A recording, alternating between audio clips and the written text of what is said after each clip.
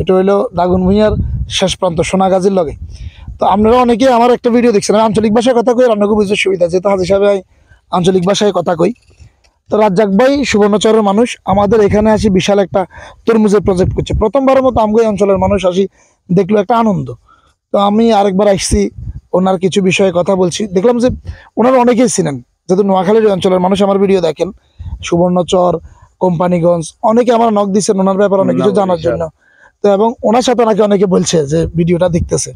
তো আজকে আমি শেষবারের মতো ওনার সাথে আমার যোগাযোগ হয় কিছু বিষয়। তো আজকে আসছি ওনার শেষ পর্যায়ে ব্যবসা।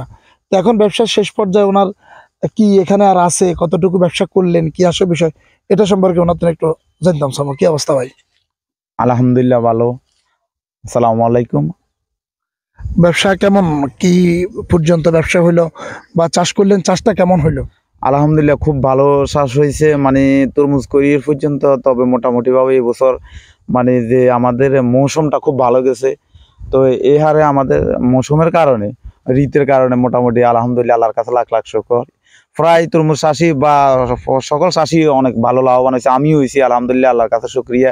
তা আমি মনে করি এটাতে সবাই উদ্বুদ্ধ হয়ে সবাই চাষের প্রতি মানে আগিয়ে আসার জন্য, সবাই যেন চাষ করে বা যে বেকার না থাকি, শুধু চাষের প্রতি তাদের আকর্ষণ হয়। আমার কথা বেকার চিন্তা না করে, নিজে হতাশ না হই যে পড়ালেখা করলাম হারে কি করব, এটা চিন্তা না করে আর পড়ালেখার ফাঁকা ফাঁকা যদি আপনি কৃষিকাজ, আপনার কথা হলো কৃষি কাজেও মনোযোগ থাকুক, কিছু করুক, তো পড়াশোনাটা থাকুক।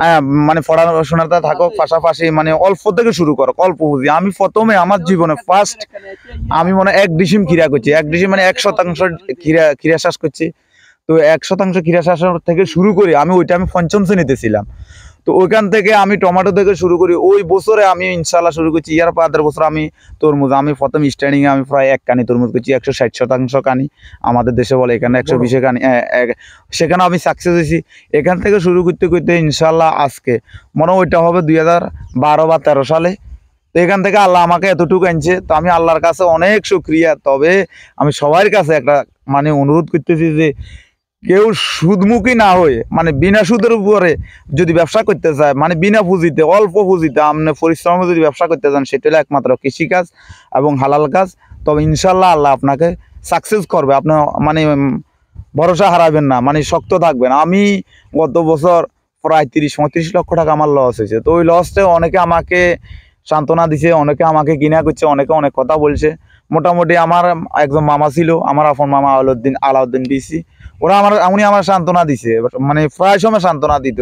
এক সময় আমি প্রায় আরো অনেক আগে, সেটা আরো ইতিহাস অনেক আগে, আমি ফলাই যাবার মতন হয়েছে, এরকম একটা পরিস্থিতি হয়েছে, সব দিকে লস আর লস। তো তখন আমি মন ভাঙি না, মানে ওরা আমার স্থির রাখছে যে আসলে ঠিক আছে।